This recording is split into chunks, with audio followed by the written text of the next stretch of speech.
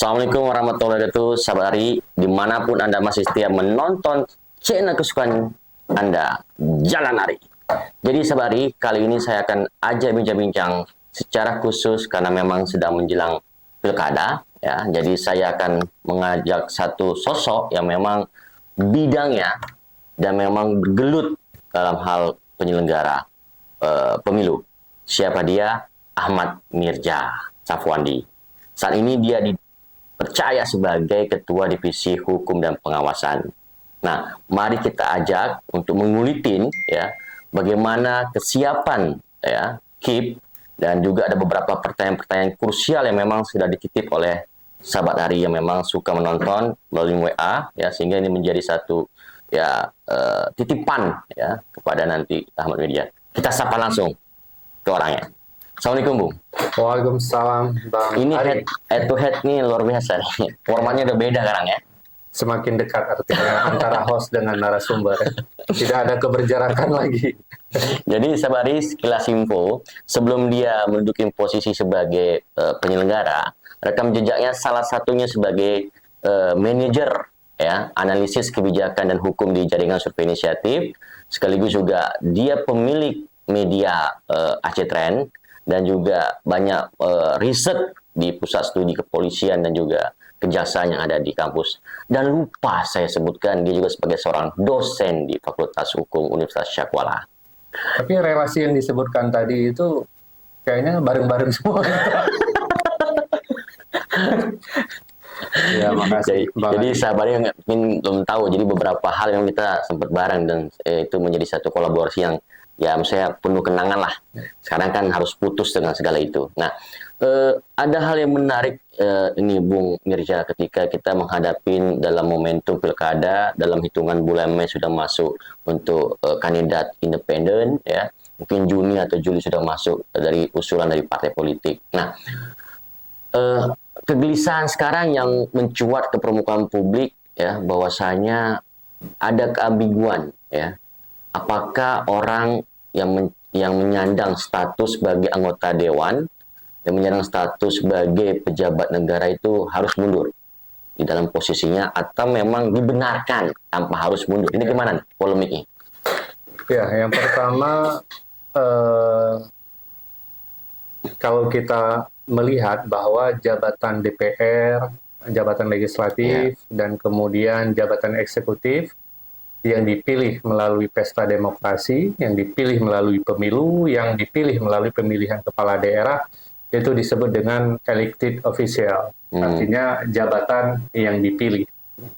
Nah, lazimnya sebuah jabatan yang dipilih ini, maka si kandidat atau si anggota DPR ataupun kepala daerah ini diberikan pilihan. Artinya, misalkan seperti anggota DPR yang definitif, artinya sudah dilantik, dan kemudian ingin maju menjadi calon kepala daerah, maka secara ketentuan itu dia harus melepaskan pakaian anggota legislatifnya, menyampaikan pernyataan secara tertulis, harus mengundurkan diri.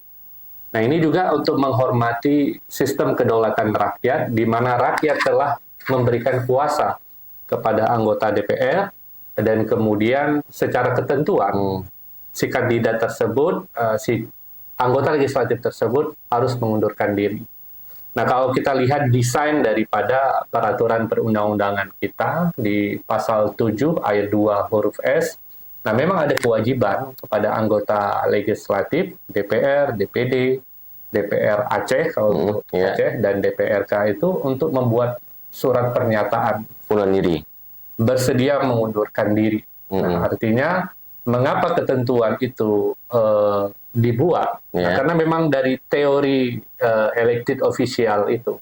Jadi ketika dia ingin maju ke jabatan eksekutif, maka harus mengundurkan diri. Dan itu dikuatkan lagi oleh putusan Mahkamah Konstitusi. Ya, sebenarnya juga sejak tahun 2015 ada putusan 35 tahun 2015 juga pernah membahas hal yang sama, dan terakhir kali barangkali melalui putusan 12 tahun 2024 ini ya kembali menegaskan, hanya saja melalui putusan MK nomor 12 tahun 2024 ini, MK meminta KPU untuk mempersyaratkan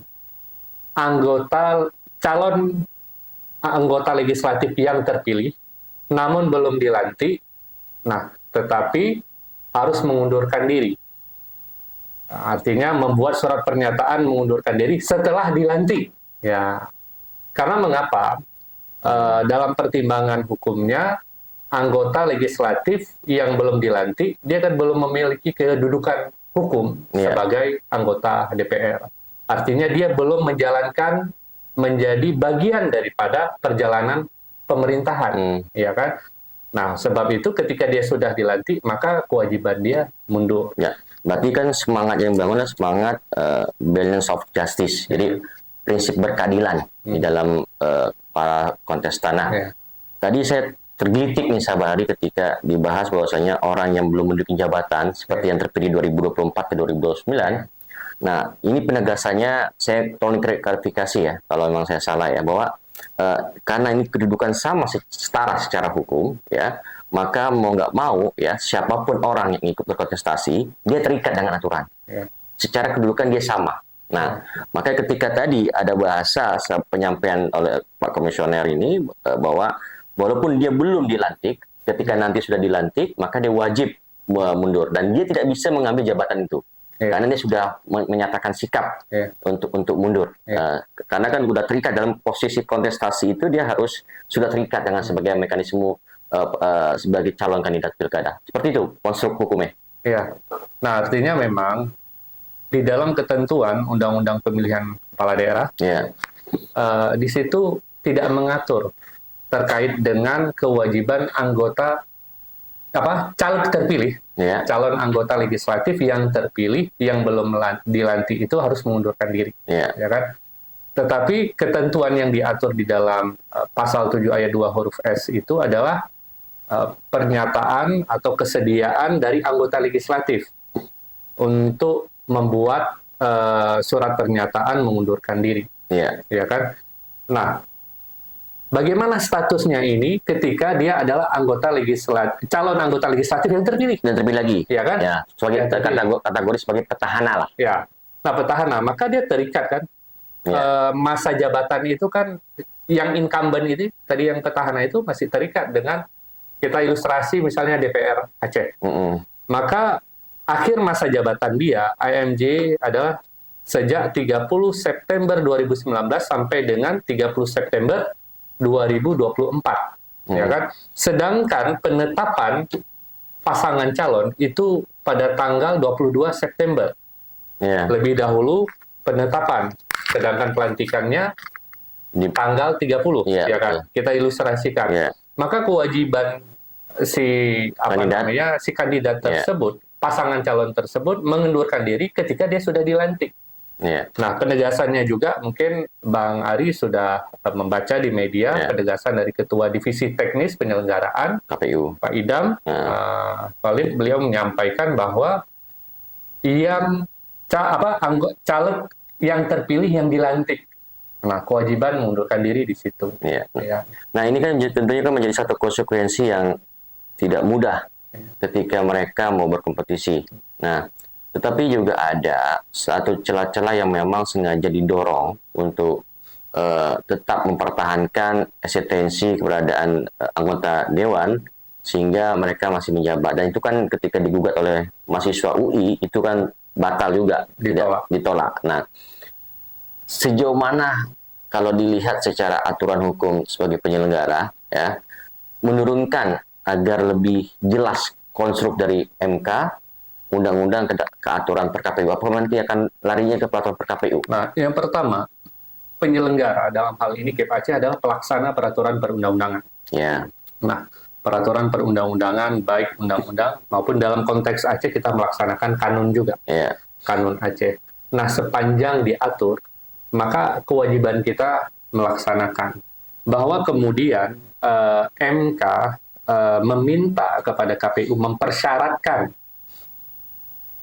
calon anggota legislatif yang terpilih yang sudah dilantik untuk mengundurkan diri dan kemudian diminta untuk diatur, ya bisa jadi melalui PKPU pencalonan misalnya. Iya, Nah, iya.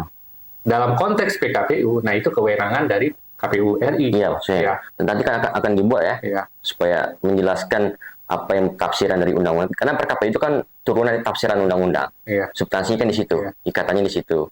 Bahkan nanti juga rujukan pada bagaimana Mahkamah Konstitusi. Nah, artinya sejauh mana ini dipahamin oleh para penyelenggara, khususnya kontestas lah, yang itu kadang masih ambigu dan merasa nggak perlu mundur, ya, sehingga mereka dengan seenaknya, ya, nanti akan muncul gugatan lagi, ya kan, ketika umpamanya seolah-olah mereka nggak tahu lah atau gimana. Nah, sejauh mana kemampuan dari penyelenggara untuk memberikan penyadaran terhadap hukum yang kadang-kadang belum dipahami tuntas oleh mereka ini. ya.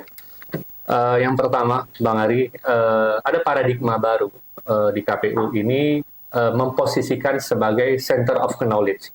Jadi pusat pengetahuan dan pusat informasi dalam penyelenggaraan pemilu dan pemilihan.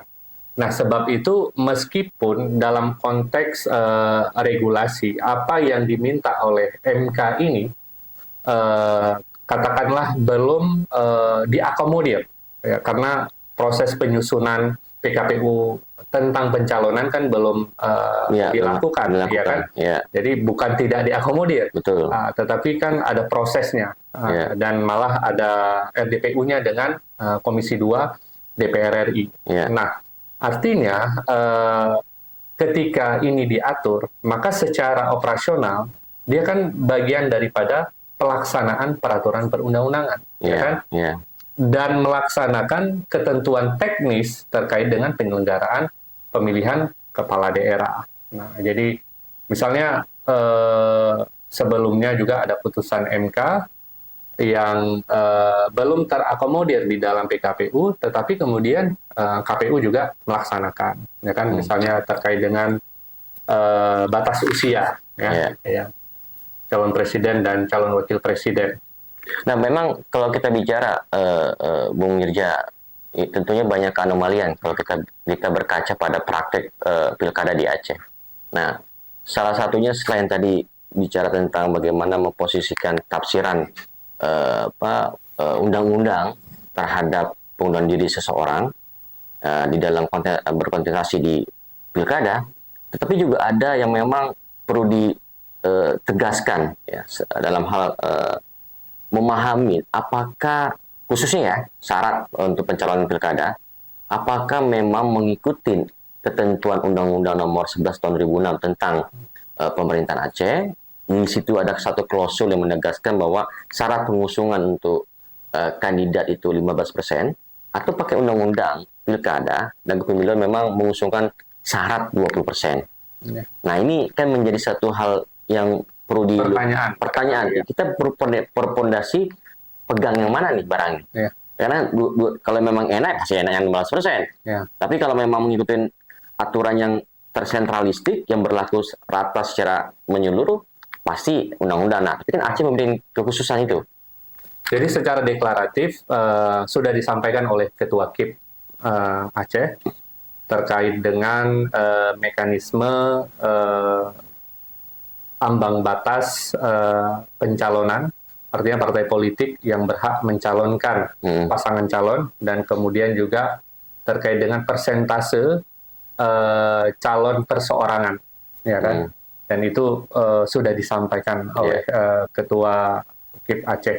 Nah, dalam konteks hukumnya dan secara teoritisnya, bahwa ketika bicara pemilihan kepala daerah, itu letaknya itu adalah rezim pemerintahan daerah. Nah, berbeda dengan pelaksanaan pemilu.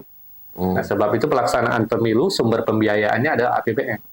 Nah, sedangkan pelaksanaan pilkada sumber pembiayaan adalah APBA. Itu yang membedakan dengan provinsi lain, betul. Itu poin pertama. Nah, yang kedua, dalam konteks penyelenggaraan pemerintahan di Aceh, sumber dan rujukan utama adalah Undang-Undang Nomor 11 Tahun 2006 tentang pemerintahan Aceh, yang di dalamnya juga mengatur tentang pemilihan kepala daerah. Ya. Ya. Nah, kemudian juga secara operasionalisasi juga diatur dengan kanun. Ya. Kanun terkait dengan penyelenggara pemilu dan pemilihan, ada Kanun nomor 6 tahun 2018, sebagaimana kanun yang mengubah Kanun nomor 6 tahun 2016, dan juga Kanun nomor 12 tahun 2016 terkait dengan penyelenggaraan pemilu dan pemilihan. Nah, kita melaksanakan ketentuan peraturan perundang-undangan ini bukan atas kehendak perasaan, ya kan? Tetapi perintah dari peraturan perundang-undangan. Yang mengharuskan hal itu terjadi. Ya. Dan kita juga seperti yang saya sampaikan, KIP Aceh ini ada pelaksana peraturan perundang-undangan. Jadi kalau hierarki peraturan perundang-undangan itu ada Undang-Undang Dasar, ada TAP MPR, ada undang-undang atau Perpu, ada peraturan pemerintah, ada peraturan presiden, ada peraturan daerah, provinsi, dan kabupaten dan kota. Nah, secara hierarki peraturan perundang-undangan yang diatur di dalam undang-undang tentang tata cara pembentukan peraturan perundang-undangan, kanun setingkat dengan peraturan daerah. Dan kita juga dalam sumpah jabatan kita ini ada kewajiban kita untuk melaksanakan peraturan perundang-undangan. Nah, kemudian juga dalam konteks otonomi daerah, pelaksanaan sistem pemerintahan daerah di Aceh ini kan dengan sistem desentralisasi asimetris secara teori. Betul. Artinya itu saya kira 10 tahun belakangan sering kita diskusikan berdua tentang desentralisasi asimetris. Maka apa yang berlaku di Aceh dalam konteks penyelenggaraan pemerintahan lokal berbeda dengan penyelenggaraan pemerintahan lokal di provinsi yang lain. Dan jelas di banyak putusan MK, ya kan, terkait dengan apa yang menjadi kekhususan Aceh, apa yang menjadi keistimewaan Aceh, bahwa pelaksanaan pilkada ini bukan keistimewaan Aceh, tetapi secara khusus itu diatur di dalam Undang-Undang Nomor 11 tahun 2006. Nah, Sabari, saya berharap tidak rooming. Jadi memang harus pelan-pelan mencerna ini, apalagi para kontestan harus mampu mencermati apa yang kami diskusikan karena sangat bermanfaat dan juga bagi tim sukses ya untuk memahami seperti apa regulasi mengatur tata cara atau tata kelola kepemiluan itu khususnya untuk pilkada berlangsung di Aceh. Nah, ada pertanyaan kunci lagi yang memang saya dapatkan ketika di publik ya, ketika dihadapin pada kebutuhan dan ketentuan kursi. Jadi saya mau menegaskan dari 15% itu 12 atau 13 kursi? 13 kursi ya. 13 kursi. Nah, kalau calon independen 3% dari total jumlah penduduk. Iya. 3% dari total jumlah penduduk Aceh. Itu sekitar 165.476. Jadi pagunya 3% kan? Iya. Paling rendah dan kemudian sebarannya itu 50% di tingkat kabupaten dan kota. Saya tergelitik sedikit nakal ini, Bung Mirya.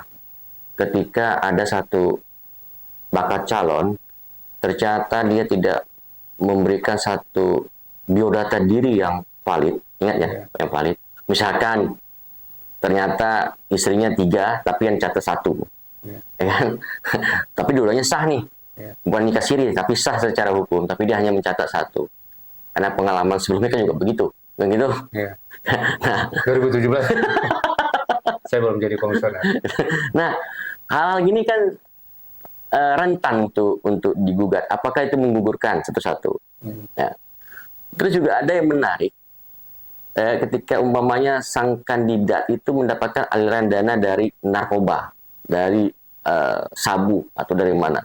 Apakah ketika nanti dia sudah dilantik ternyata menemukan fakta baru setelah dilantiknya, ya, terus dibuktikan sah dia menggunakan aliran dana narkoba, apakah itu langsung dengan secara langsung menggugurkan posisi dia sebagai pejabat negara itu? Ya. Yang pertama terkait dengan biodata.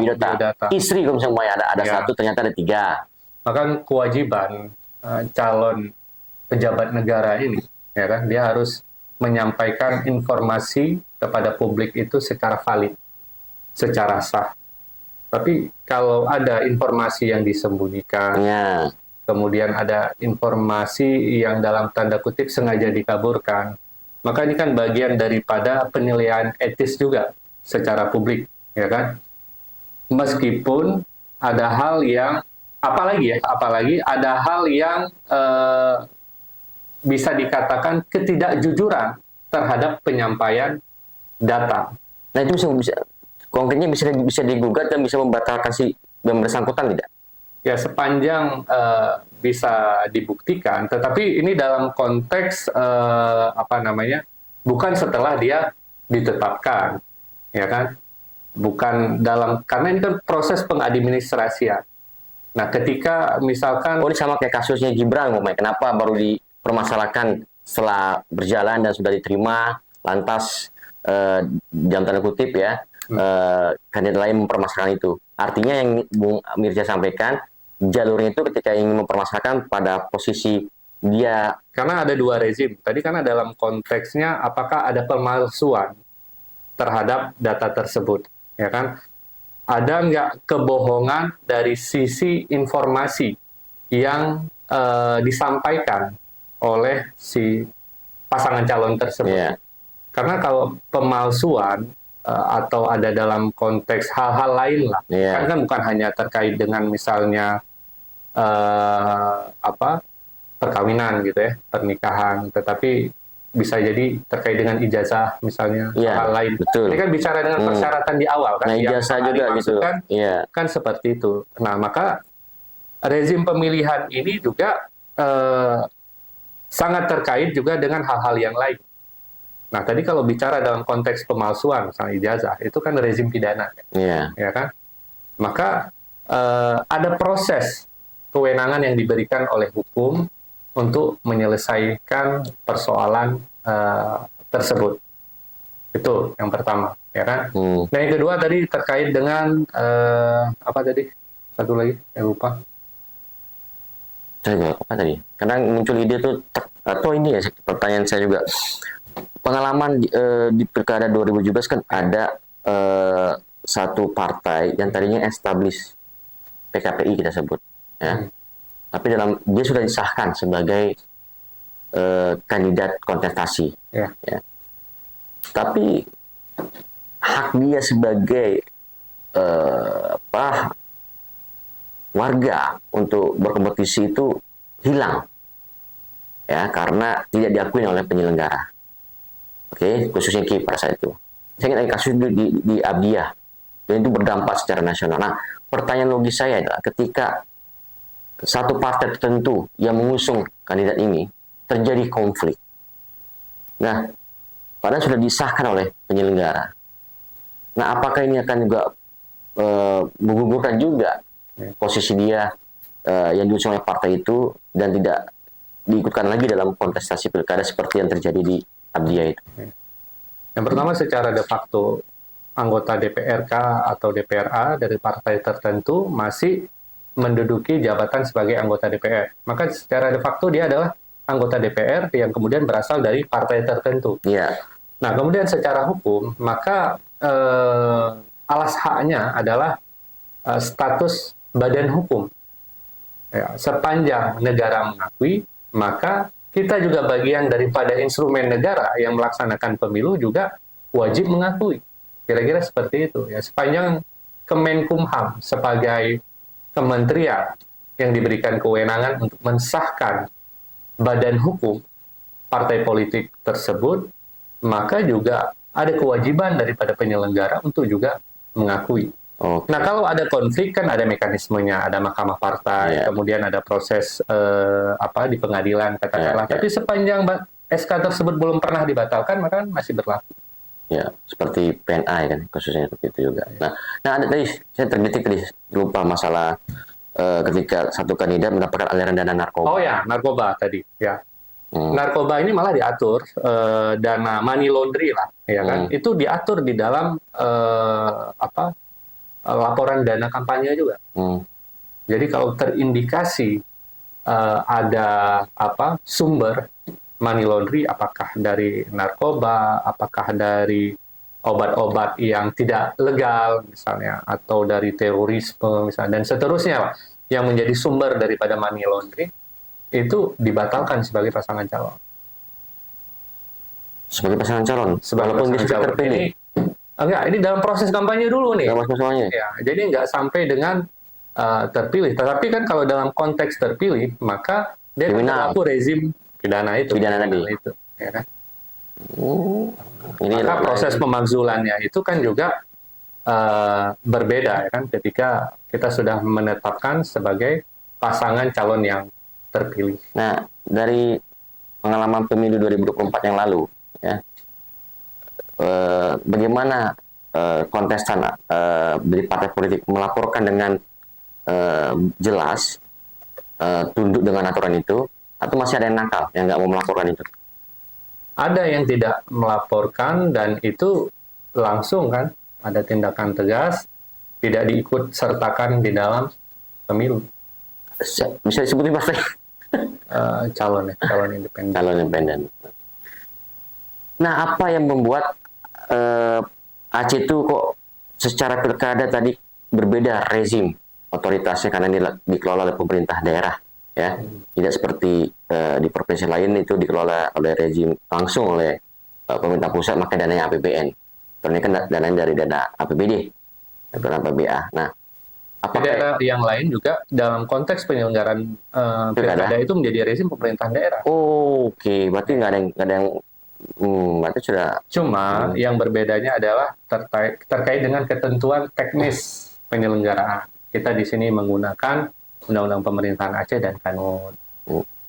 Nah, saran ke para kontestan yang nantinya menjadi tontonan di seluruh Indonesia dan juga di Aceh, ya, apa yang penting perlu disampaikan kepada mereka sehingga itu menjadi catatan serius dan untuk ibaratnya PR bagi mereka untuk mempersiapkan diri. Ya, yang pertama saya pikir kita harus merayakan pesta demokrasi ini, pemilihan kepala daerah ini dengan gembira dan dengan suasana yang edukatif. Nah, sehingga kita penyelenggara juga berharap kepada peserta pemilu, pasangan calon ini juga menjadi memberikan inspirasi untuk mengedukasikan pendidikan politik pada masyarakat. Dan ini sebenarnya juga bagian daripada tanggung jawab partai politik, peserta pemilu, untuk mencerdaskan pendidikan politik. Nah, artinya dengan instrumen pendidikan politik, tentunya diharapkan hadirnya sebuah pemilihan kepala daerah yang berintegritas. Baik itu bagi kami sebagai pelaksana, sebagai penyelenggara, dan juga peserta pemilu, pasangan calon. Sampai ketemu lagi bersama saya, ya, di dalam channel Janari. Ya, saksikan terus channel kesayangan Anda dengan konten-konten berbeda yang sangat inspiratif dan edukasi. Sampai ketemu lagi. Salam Janari.